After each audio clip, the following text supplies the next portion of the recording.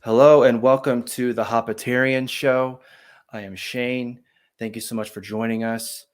You can follow me at Twitter at the Hapatarian, and also don't forget to subscribe and follow our Odyssey and BitChute channels. Just search for the Hapatarians Show. And today my guest is Jeff, and I'll let him introduce himself further, however he wants. So go ahead, Jeff. Hi, my name is Jeff Nelson, and I live in California, Los Angeles, and yeah, we can go on from there.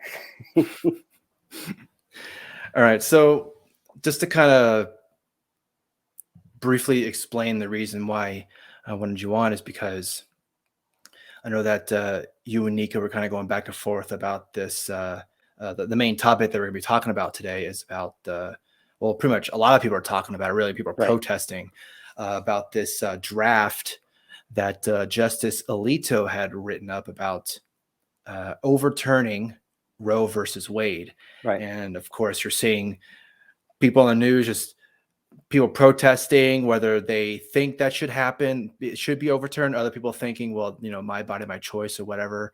Right. So that's kind of the big thing that's happening right in terms of what's happening in our culture. Basically, everybody's losing their mind, pretty much.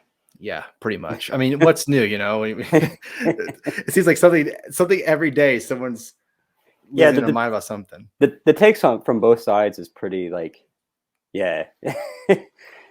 So yeah, it's yeah, people are losing their minds. Some people are like kind of I think I would say they're going further than what they think is going to actually happen. So yeah, that's kind of what I'm looking at.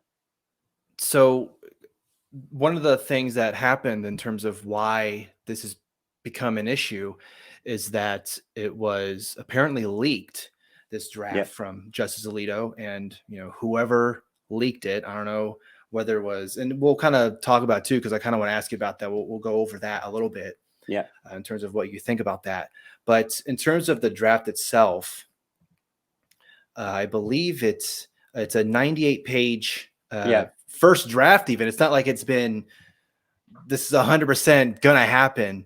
Well, that's the thing we both like kind of know, because I think you read it. I read it. Like only like first like 64 pages are like the actual opinion. The rest of it is just like supporting evidence, right?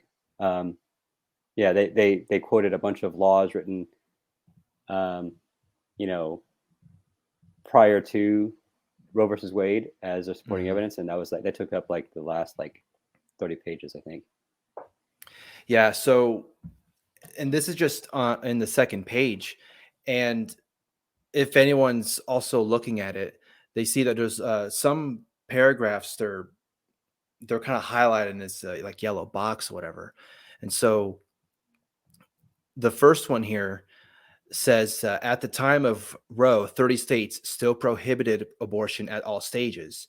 In the years prior to that decision, about a third of the states had liberalized their laws, but Roe abruptly ended that political process and imposed the same highly restrictive regime on the entire nation, and it effectively struck down the abortion laws of every single state. And then when you go to further down for another page here, the fifth page. So I guess I should also preface is that another law that they are talking about is this case called Planned Parenthood versus Casey. Yeah. Which if I'm kind of interpreting what the actual ruling is, it says that it was a Pennsylvania law that required spousal awareness prior to obtaining an abortion. Wasn't valid under the 14th Amendment because it created an undue burden on married women seeking an abortion. Requirements for parental consent, informed consent, and 24-hour waiting period were constitutionally valid regulations. Third Circuit Court of Appeals affirmed in part and reversed in part. So that's so whenever in this draft it says like Casey, that's what it's talking about. So anyway, in this next box here in the fifth page, it said, we hold that Roe and Casey must be overruled. the Constitution makes no reference to abortion, and no such right is implicitly protected by any constitutional provision, including the one on which the defenders of Roe and Casey now chiefly rely, the Due Process Clause of the 14th Amendment. That provision has been held to guarantee some rights that are not mentioned in the Constitution, but any such right must be, quote, deeply rooted in this nation's history and tradition. And so there's another part here that also kind of talked about how basically it was left to the states to pretty much decide how they wanted abortion to be ruled on. And I think that's something that a lot of people just aren't, especially on like the pro-choice, pro-abortion side. I haven't seen anyone being like, well, I think it's fine if like Texas rules it this way and Vermont rules it the other way or whatever. Yeah, they want everyone to be the same. Yeah, I mean, so the one thing too is that, so they do mention that the states were being left up to it, but my interpretation of the ruling was that he wasn't saying that this is a states' rights issue. He's saying it's a legislature issue. Mm-hmm. And what that means, first of all, I think if we talk about the fallout of this, is going to be a shit show. Okay, it's going to be a big shit show. But I think basically what they're really saying is, listen, we had Roe versus Wade in 1972. It's meant to be a placeholder. 20 years later, it came up again with Casey, and we paired it back a little bit. Actually, technically, Roe versus Wade was already overruled with Casey. It just kept kind of the spirit of Roe, in protecting abortion. But it was like, look, okay, we went to the second trimester. Now we're moving back to like semester and a half. Okay, so we're kind of giving you a hint, guys, right? If you want to protect abortion, you need to start passing some laws, right? And they were talking to Congress. They weren't talking to the states, right? So what they're saying is that if the federal government, if Congress had passed a law protecting abortion, then Roe wouldn't have been necessary. Okay, and also they, conversely, and that's probably why the Democrats never. So there's a lot of talk about why the Democrats didn't like codify Roe into law when they had supermajorities several times since Roe. And I think the reason why is because Roe set too high of a bar. That was the problem with Roe, at setting it at the second trimester, which is way, way more liberal than almost any country in the world, actually, when it comes to like abortion rights, if you want to call it that. And because of that, they couldn't like pass a law to saying, oh yeah, we're gonna, this is gonna protect abortion all the way to the second trimester. The only thing what was more realistic was what other countries had done, like Finland, like Denmark, like a lot of other countries, where abortion is legal, but only to the 12th week. Okay, beyond the 12th week, it's effectively illegal, except for, saving the life of the mother kind of thing. So like if they, that was too high of a bar for them to pass, and they couldn't muster the votes to like actually achieve the expectations of the Democratic voter base, so it never happened. So yeah, and another aspect too is when he's talking about how in the Constitution like abortion isn't mentioned. I'm just kind of thinking, well, I mean, I'm sure back in 1776 abortion was just, it didn't have the technology for it, really. I mean, it had some, but it's not like the technology we have now, right? Yeah. And I mean, that's what the 10th Amendment was supposed to pretty much be, is that anything that's not within these first 10 amendments, basically the Bill of Rights, then it would be left to the states. And I mean, for the most part, that's pretty much how it is done. There's some laws are in place in New Jersey, but it's not in place in like Florida or Utah or whatever. Every state has different laws and things that people have to abide by. I mean, I know there's like thousands and thousands of laws. How does anyone even really know how many laws there are anyway in the first place? Right. There's so many. Yeah, there's so many laws. Like, and that's the thing too. Like, if you really want to go down to brass tacks, like people talk. There's that law a day. You seen that Twitter account, and they have like all these ridiculous laws, like, if you tie up your horse by the stable and then blah blah blah, they have punishment of 5,000, whatever. The thing about it is like laws get passed, but then like people forget about them, right? And technically you're doing something illegal and not know it, but it's unlikely to be enforced, right? Because I guess law enforcement has just kind of a short-term memory. So generally speaking, they're not going to enforce laws that were passed like in the 1800s, just because like even if they're technically on the books, they like no one has the time to dig through all the laws to figure out like if your stable has the correct, I don't know, framing or something. I don't. So yeah, so like if you want to use text and tradition for something that's like so long ago, it's kind of hard. Like so, I would say like sum it up. Generally speaking, I agree with this ruling because basically the problem with Roe is not the text and tradition or abortion. It's that you are making policy through judicial action, which is not the intent of what it's supposed to do, right? Basically, because if you think about it this way, let's say you pass a law to legalize abortion, right? Up to, like I said, in Europe, it's legalized to the 12th week. Okay. But it's not just that, right? You have the exceptions. Okay. After 12th week, it's banned except for to save the mother. Well, who evaluates that? If you're going to perform an abortion, who's qualified to perform an abortion? That is codified in the law. So when in these countries like Finland or whatever, they have like a detailed list of who can certify it, what kind of training you need, what kind of this, that, and the other, and who evaluates whether or not like an abortion past 12th week is actually a valid reason. These are all codified, but you can't do that on a judicial level, right? You can't just be like, yeah, abortion is legal, and then that's it, and just kind of walk away. It doesn't work, right? So it's not a stable ruling. So, like, if you want to legalize abortion, fine, but it can't be done by judicial action. It has to be done by the legislature, right? And that's really what I took away from is not that the ruling is not saying abortion is bad, and that's what's going to like piss off pro-lifers. They're not saying that abortion is bad and should be illegal. What they're saying is that abortion is not something that can be ruled or regulated by the judicial branch. It has to be set by the legislature. It can be the state, it can be federal, but it can't be the judicial, right? That's what they're saying. And then what I say, this is the other thing about this is a draft opinion, and it's a first draft. So there's probably going to be a lot of changes. I think the first one that you will, the first thing is that they're going to be a pushback on a lot of the, I guess, unanswered questions, right?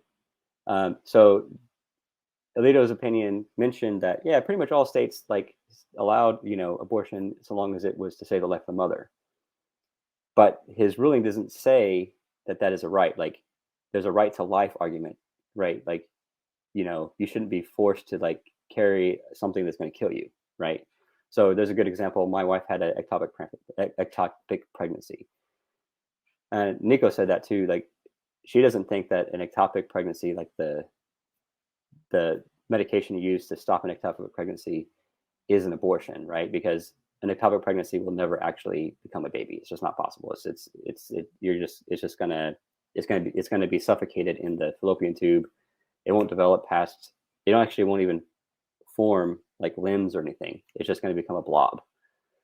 So that's not really a pregnancy, in my opinion, and it's also not really an abortion. But both pro-choicers, like the extreme pro-choicers, will say that's an abortion, and then some like really, really out there, like kind of extremist pro-lifers are going to be like, that's an abortion.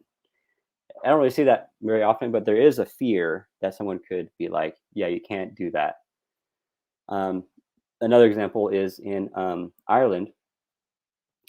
There was the reason why Ireland legalized abortion was because there was a case where a woman had was in their, I think, her third trimester and had effectively a miscarriage, right? But the the remains of the dead baby was stuck in her womb, and it started to fester and basically rot in her womb and started to have sepsis, right? But the Catholic authorities there were not allowing her to have an abortion. Again, my opinion, that's not an abortion, right? It's already dead. You're just removing the dead tissue. But they wouldn't allow her to have an abortion because in their mind, like removing, not allowing it to just pass on its own is abortion. It's like an too far extreme pro-life sort of interpretation. So I think that's going to be the first thing that's edited is they're going to be like, look, right to life is inherited. Like if any state tries to do something to the extreme of like legitimately not allowing people to have what some people call an abortion, which really, again, in my opinion, is not an abortion, that will be overruled. Like the court will basically say that's not constitutional. You can't like endanger a person's life over what you perceive to be an abortion, right? And there's probably other issues surrounding like contraceptives and things like that, where you're going to be like, yeah, you can't go to the extreme where you deny people contraceptives under the guise of abortion, banning abortion kind of thing. But we'll see. That's kind of, but I think for sure the right to life will probably be the first pushback, on that. So, okay, now I lost my train of thought. So where are we going now? Well, we can kind of talk about that a little later in terms of like, because I know some people were saying, and I'm sure we'll talk about it later, like I said, about someone, well, how come no one's complaining about miscarriages? And so, Yeah. well, that's different, Yeah, and so I feel like the straw man from the pro-choice like side of things, like people aren't talking about miscarriages, people aren't talking about these ectopic pregnancies, and it's like, well, I mean, Alito did get evidence that said that pretty much everyone was like, all the states were like, yeah, if you need like medical care because of something that's life threatening that requires removing. Sometimes now it is true that sometimes it is like removing. That's very rare. I mean, it's almost like unheard of where you have to basically exterminate the life of a developing baby in order to save the woman's life. It's almost unheard of. Like that's really like a strongman thing that doesn't really exist. Most of the time, it's really like ectopic pregnancies and a situation where the baby had already died or parts of its body had died and is rotting in the womb. And I don't consider those like actual abortions, right? But so I feel like that's a strongman argument. But it's possible that some states might go to the extreme of not allowing that. So like that's where I think like some clarification in the ruling would be good in there. So in terms of Roe versus Wade, do you think Roe versus Wade will ultimately be overturned because of this, or just some other aspects of this? I think it'll be overturned for the most part, right? I think they might. That leads me to the second thing. So for sure they'll probably get some pushback. Alito will get some pushback. So if you look at Alito mentions that with Casey, I think it was, there was like 2 people who wanted Roe overturned altogether. 4 wanted Roe untouched. And so how you got the 5-4 was there's 3 others that like were looking for a compromise, right? So what they this is my theory. There might have been a 5-4 or so, 6-3 sort of feeling that Roe needed to be overturned for the most part. Okay. And what Alito did was he kind of went like full balls to the wall, overturn everything. And there was probably some pushback there. I'd be like, look, we don't want to go that far, right? And what that ends up being is, up for debate. But there's probably, I would say that there's that Roe versus Wade is probably going to be overturned for the most part, but there's going to be some things that are going to be left protected, and one of those, again, right for life, they're probably going to be put in there. Um, you know, uh, access to contraceptives, including the morning after pill and things like that, will probably be protected, which would effectively leave out to 9 weeks or so as protected for abortion. And like IVF treatments, for example, would probably, I think there's a good chance that would probably be added in there, something like that, that, you can't like, and you can't like, ban like therapies because it's kind of, that kind of thing. Because you might end up with a fertilized egg that then doesn't develop, and then you discard it before you implant it, kind of thing. So there's probably going to be some pushback around that, where you end up with a compromise position. But I think Roe versus Wade is going to be, for the most part, overturned, and they're going to say the exact details of where that line needs to be should be left up to the legislatures. But they're probably going to say, like, they're probably going to have something, and this is my opinion, I could be totally wrong, but I think they're going to say, like, in a fully extreme, like, ban all abortions no matter what, is going to be too far, because there's too many, like, edge cases that's going to be, like, kind of iffy, especially when it comes to, like, ectopic pregnancies and things like that. So Yeah, I would tend to agree with that assessment. And it'll be one thing if, say, like Roe versus Wade was ruled on like last week, and yeah, then like if now it's possibly going to overturn. We only had this week span of people to do abortions, I guess, if that's what you wanted to do, is to do these yeah, abortions because of Roe versus Wade. But because this ruling has been around for like 50 or so years, yeah. more than that, and there's, yeah, like you said, I all, think it's 50 years next year. yeah, and there's all these other aspects to it. If that was just taken away, just now, like you were saying, how it's not going to be 100%, all abortions are gone, all Yeah, the morning after pill or whatever else is associated with uh, um, reproductive rights or whatever. yeah. There is some things to say, like on these edge cases. So, for example, like a lot of it kind of makes me think of gun rights, right? So, like here in California, I'm not supposed to have an assault weapon, but I have a gun that all you gotta do is like pull out a little Allen key, and in about 2 minutes, it's an assault weapon, right? Completely identical to like anything else like you have in Texas. Um, so like getting access to the thing that's illegal is going to be easy. So if you're talking about like full late term abortions, what most people think of when, like, most pro-lifers think about when they think about abortion, they think about like the extreme case, which is like late term abortions or things like that. Something that requires surgery to actually do. Um, those can be effectively banned and pretty much never happen if you wanted to. But if you're talking about like something that just takes a pill to do, for like, you take a pregnancy test and you go take a pill and it's done, that's probably going to be almost impossible to actually ban, like, effectively. Like, you can make it illegal, but uh, it's not going to happen. And then people talk about like the coat hanger thing. That's not going to happen, right? How like abortion bans will be walked around is that they can get access to a pill.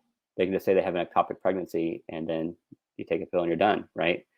Because it's the same medicine. It's the same medicine. The same medicine used to like to treat an ectopic pregnancy versus like a very early abortion, a very early pregnancy, is the same. Well, it's like when people say like back alley abortions, like, Yeah, and like if I'm just walking around in the city and all of a sudden I go past an alley and I see someone having it, like, how do I even know that's even an abortion being performed? How do I know that? yeah, exactly. Yeah, so I think like, realistically speaking, like, you can like places like Texas could ban abortions, but when it comes to like weeks 2 to 9, there's not like really real practical way to ban those. Like, and I think honestly, like, it's probably gonna, like I said, it's gonna be a shit show. One of the things you might see is like mass non-compliance by like OBGYNs. They're being like, look, if you need an abortion, just let me know. I'll just get you a pill. And they're gonna, and then the Texas authorities will try to arrest them. They'll be taken to court. No one will convict. And it's going to be like that. When it comes to like really, really early abortions, like most people are okay with that. I know probably people in your audience are not going to like that, but the truth, if you want to talk about facts and statistics, only 13% of the U.S. population want to ban abortion completely. 13%. It's pretty much just a loud online audience.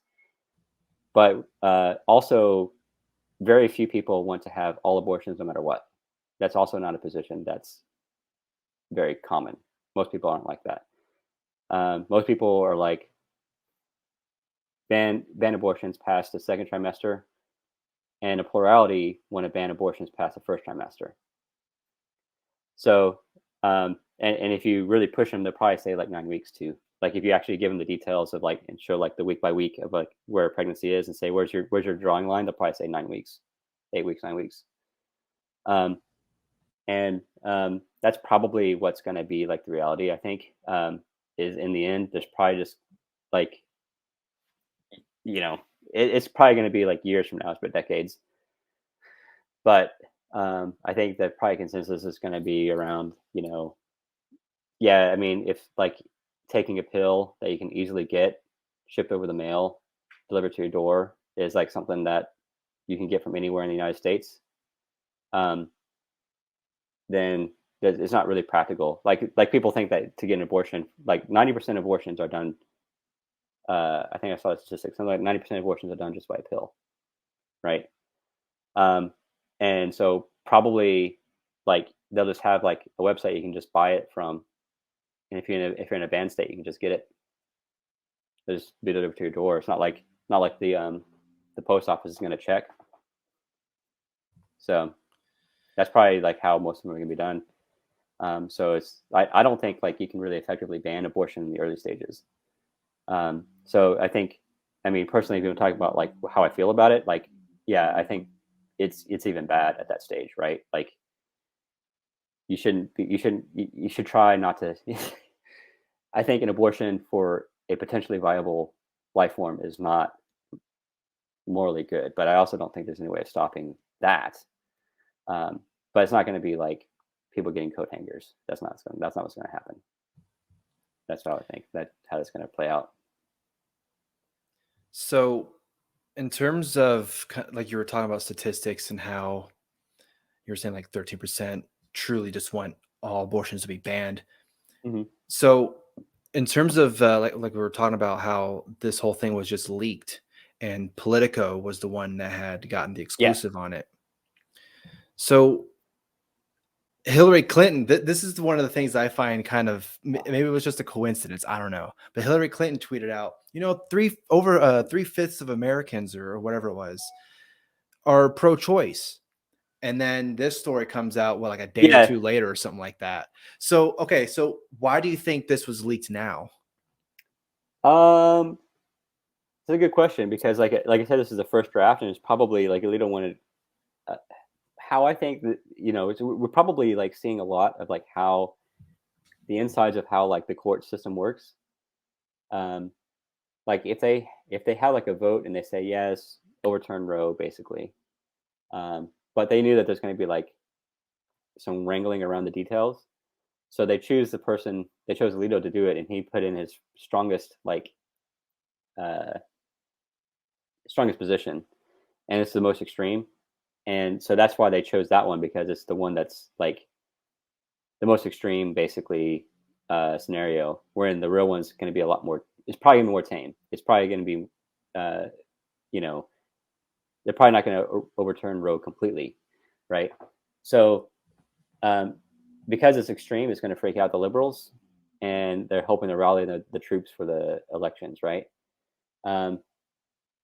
There's evidence that it's not actually going to happen,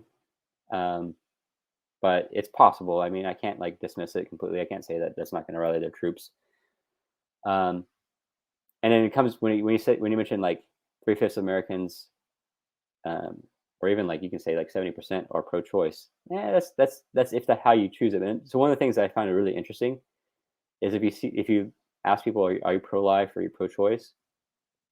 And then you actually ask them the details.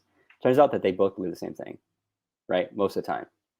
Like if you talk to someone who's pro-choice, they'll say, yeah, we should have access to abortion, but it should be banned after the first trimester, right? And then you ask someone who's pro-life, and they'll say, abortion should be banned. But you know what? Like if like early in the pregnancy, maybe 8-9 weeks, yeah, that's probably okay. So they actually believe the same thing. It's just they're coming at it from a different viewpoint, right? Like, so the pro-choicer wants to ensure government like protection of abortion, whereas the pro-lifer wants to ensure government limitation of abortion beyond a certain point. But they generally agree at the dividing line of where that goes for most people. So it's kind of like really funny how that is. Like, no, most people are not pro-choice. Most people would probably consider themselves pro-life, but they would generally agree that like if you're just going to take a pill or something like a morning after pill, that's probably all right. Although they wouldn't like think that's the best. At the same time, at that point, it literally is just like a clump of cells, as you know. So I think I might have a picture.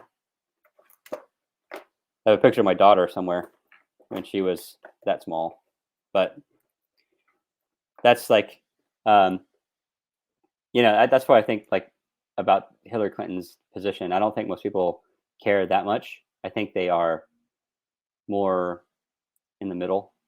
So I don't think it's really going to be that big of a deal. Well, apparently Elizabeth Warren is mad as hell, and I'm going to fight so hard for this. I can't believe this is happening. Yeah, this is. I mean, if you're liberal and you're listening to this, I mean, this is going to happen, right? It's not. You can't like make policy by judicial decree. You got to actually set the policy. And Roe versus Wade was supposed to be a Band-Aid, and the problem was they kind of. Yeah, I think if Roe said, look, abortion legal within the first 8 weeks, but it maybe after that is okay too. We're not necessarily saying we're going to overturn or overrule abortion laws that are beyond 8 weeks that allow abortion beyond 8 weeks. We're saying that for sure, like 8 weeks is good. If they would have done that, then that would have gotten the Democrats to get their butts together and actually pass laws. But they didn't. They just kind of rested their laurels on a court case that really is not tenable as a, as a policy, right? So, yeah, I mean, and there's actually some commenters, like I don't know if you watch Breaking Point's Kyle and Sagar. So it's name's Crystal. Sorry, Kyle. Crystal Ball and Sagar Injeti. Used to be on the Hill. Yeah, they used to be on the Hill. They were talking, but basically, like the Democrats would threaten their voters with overturning Roe, rather than just passing a law to enshrine Roe.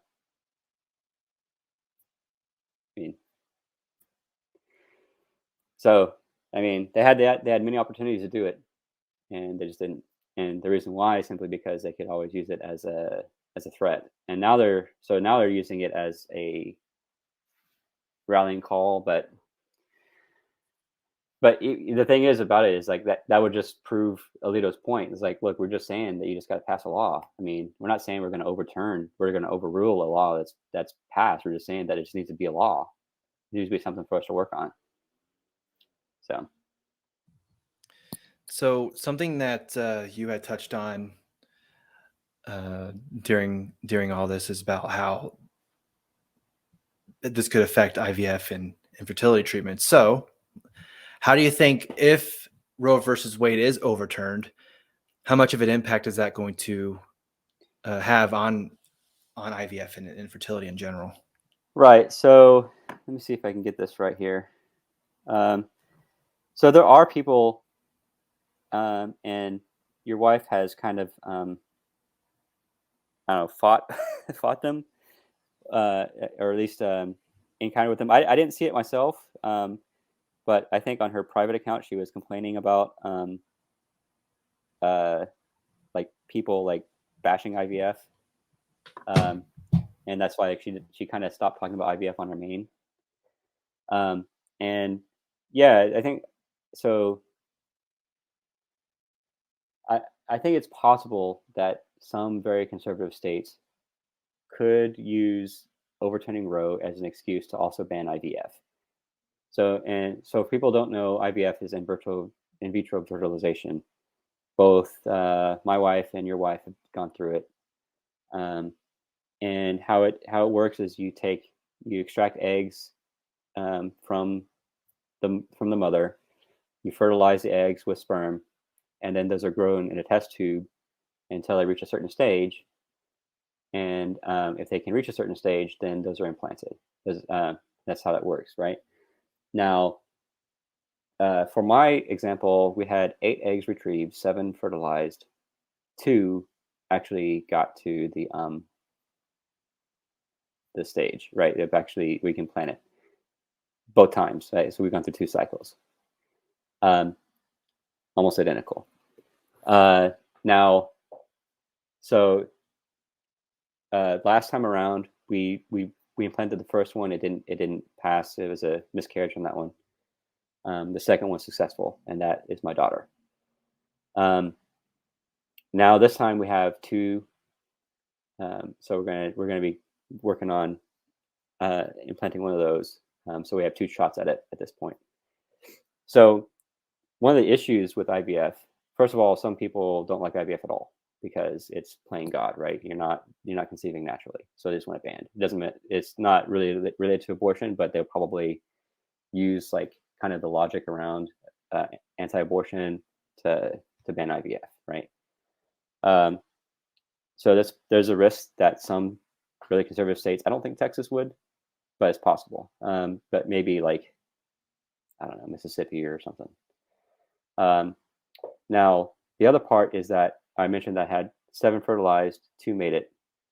And what that is about is that those 5 were fertilized, but they didn't grow to a point where they determined that it would actually make it, right? So it stopped growing, and they don't consider it viable.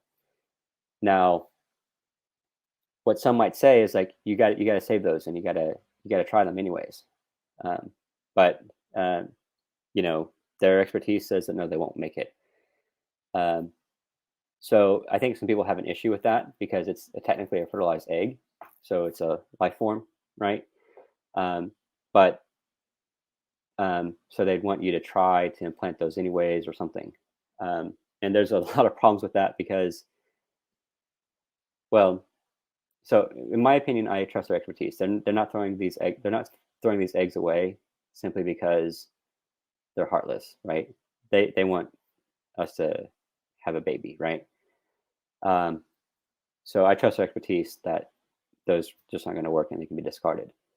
But some people don't really like that. And the problem with that is, I mean, what are you going to do? So imagine you go through a cycle. You have, like my case, 5 good, 5 bad, 2 good. So what are you going to do first? You're probably going to implant the good eggs first, right? Doesn't work. That doesn't work. And you're going to go through these 5. And think about it. Like, so you have to, if the first time doesn't work, you usually get 2 months later, 2 cycles before you go to the second one, right? Because you want to, clear out your uterus, make sure it's nice and refreshed, right? Before you, so it might be 2-3 months later. So if you're forced to like implant these 5, you're looking at like 2 years of failed attempts, right? Easily to try to go through this store of eggs. So it makes IVF like really impractical. You know what I mean? So, yeah. So I mean, it's possible that some states would do it. I kind of don't think so. I think those are going to be like the really online people that normally, or like the really vocal church people. You probably at your church that you've been to, they probably like talk some crazy stuff, and you're like, yes, brother George, that's good. Yeah, have a good one. You kind of walk away like awkwardly. So I don't think that's really possible, but it is something to think about. Like you might want to try to like, I don't know, explain. Yeah, IVF does require like discarding fertilized eggs. No, it's not abortion. It's these are eggs that just aren't going to make it. You know, no one's wanting to throw these away. And the other part is like, okay, let's say you get 3 good eggs, right? You implant the first one. Now you have these 2. You are given the option to discard those. Okay, so maybe ban a person from discarding those. But that's kind of, that part is a little bit queasy because like maybe you have the resources for 1 baby but not 3. You always want to, you know, if you have 3 good eggs, that's good, man, because you might have to go through all 3 of them, you know, just to get 1 pregnancy for sure, you know. But what if you get good luck in the first time, you don't have the resources to get the other 2? What do you do? So do you donate the eggs? Okay. I personally think it's okay, but some people feel a little bit weird about that because that means like you having somebody else carry your biological child, and kind of, it might be a little bit creepy for some people. So, you know, Yeah, it's like for embryo adoption is basically kind of what you're talking about. How it's like if say for example a couple had 5 good embryos and they ended up using 3, and they said, yeah, well, I don't, that's good enough. yeah. I met I'll have, somebody on Twitter who was one of those. He was an adopted embryo. yeah. So it's good stuff. I mean, I fully support it. I don't know how I feel about forcing people to like, you know, give up embryos for adoption, right? Because just because they don't have, you know, also a lot of people who go through IVF, you're an exception, but I'm kind of more typical. A lot of people go through IVF. They're going through IVF because they're old, right? So their first shot of actually getting the baby is probably their last. So now they have these eggs, you know, and it's not that they don't want to have extra children, it's just that they really are pretty much at their end, you know? Yeah, and usually IVF is seen as kind of a last resort. I really want to have a Yeah. family, and so Yeah. I'm going to go through IVF or IUI. Yeah. You know, they'll go through those, and if it doesn't work out with either of those methods, then they'll adopt, or they just go, well, I guess I'm not going to have kids. There's a lot of kind of different um, avenues that people can go to have children. And so one of the things that I kind of just want to quickly touch on is how when you're talking about like these options because, and I'm sure you will probably know what I'm talking about, is when, you know, you're filling out the paperwork and everything like that. Yeah. One of the things they say is, okay, well, say for example, you do end up with, I don't know, just to throw a number out there, like 6 embryos, Yeah. and you end up using 3 of them. What do you want to have happen to those other 3? That's kind of what you were kind of talking about too. Right. And so there were those options of like embryo adoption. I can't remember all of them on the top of my head, but I do know like, Yeah, I remember. So it's like one of them. So obviously one is destroy. right. Um, Scientific research is Scientific another research. one. Yeah. And adoption. And then the other one is just store. Yeah. Right. Right. You can store it for a rainy day. Right. But this is assuming that you use 3 and you're done. Right. So the storing is no longer good. No longer an option for you. Yeah. I mean, right now I have 2 embryos in storage, right? Because we're waiting on the next cycle. Right. And I think you have 1. You have 1 extra. Yeah. So, yeah. Yeah. You have to pay, I have to pay like what, like $20 a month to keep them, you know? So that's like, Yeah. you know, The whole process is expensive. It's not just, and that's another thing too that I want to also talk about is how, and I'm sorry, I didn't mean to cut you off, but when people will say, well, why don't you just adopt, you know, yeah. thinking that I can just go to Walmart and pick up a kid know. for $100 or whatever like that. No, it's, if anything, adoption may actually even be more expensive than IVF. I'm not 100% sure. I don't have the numbers in front of me, but they're both pretty expensive, and it's going to be a lot of money to just, Yeah. I mean, oh yeah, I got $20,000 in my pocket. Here you go. Here, I'll just give there's it to also you. like a really good chance no one's going to adopt it. Right? I mean, Right. because like the thing is like, okay, you're going to go to IVF first because you want to have your own child, right? And then if that's not possible, then you're going to look for adopting eggs, right? I would say that I don't know the statistics on this at all, but I would say like I wouldn't be surprised if like over 90% of eggs, like given up for adoption are never, because most people are just going to try to go, have their own biological kids first, And they probably don't even want to go through that entire process of from beginning of when you're starting IVF to, because you get basically what would happen is, and I'm not 100% on this, but it would be like you get all this medicine and all, you have to basically do all these shots, like cortisone shots. I think I don't remember what exactly the name is, but you get all these shots and to basically give yourself a chance for this embryo to attach itself to the uterus wall. That's basically the whole point. Yeah. And some was like, well, I'll just get one of those embryos that's already been made. That's kind of roughly this, like say, I think for most example, people who go for adoption are just going to adopt an already born kid, right? Yeah. So it's hard for me to imagine that there's going to be a huge market for. That's true. But there's also women who they just really want to experience being pregnancy and giving birth. They really just want to experience that. And, that's totally understandable. And I definitely get that. Yeah.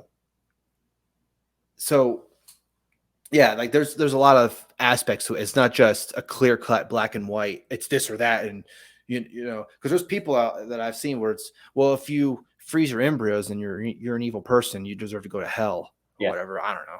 It's like, okay, well, maybe, and I do not wish this on anyone, because it is a grueling, emotional, and even physical challenge, and before all of this was happening,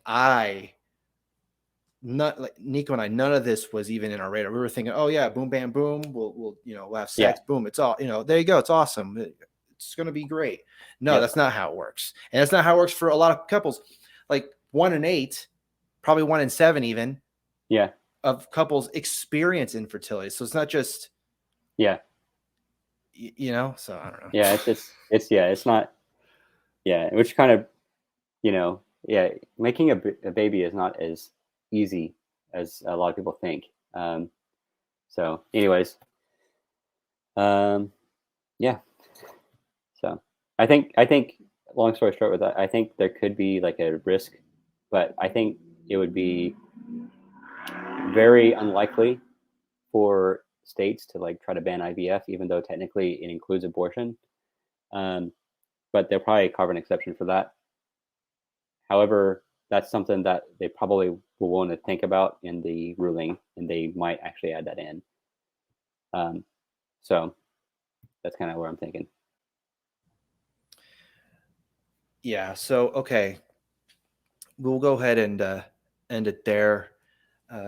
Jeff, I really appreciate you coming on and giving your take on all this. Yeah, if you want, again, my background, I really just, I don't really have any like legal background expertise. I'm an engineer. I kind of just talk about my opinions on stuff.